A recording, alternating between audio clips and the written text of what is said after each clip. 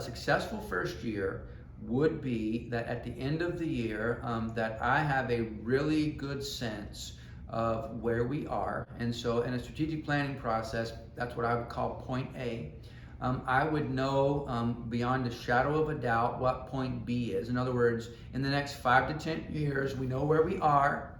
Now we have a sense of where we want to go with everybody's input and God's hand upon us. God, showing us what His vision is, because that's what we're really after, His vision, not ours.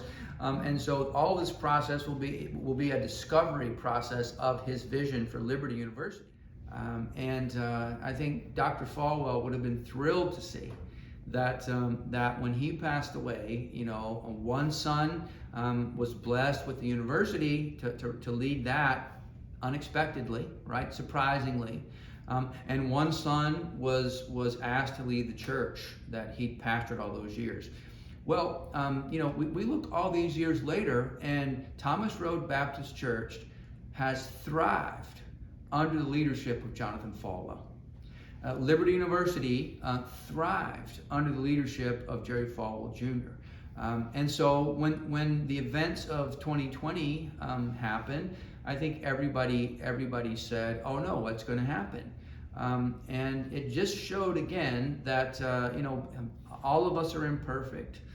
We are flawed human beings, and the good news is that God is bigger than any one of us.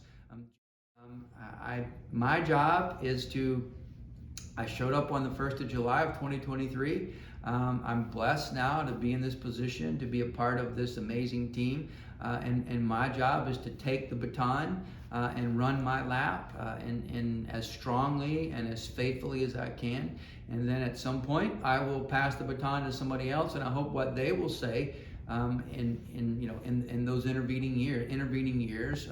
They might say a nice thing or two about me, but what I hope they say is, "Man, look what God has done." And that's my job. My job is to make God look as big as He really is. And I hope that happens. I hope He's glorified by the things that Liberty University does. And I hope students are blessed as they become successful and genuinely become champions for Christ.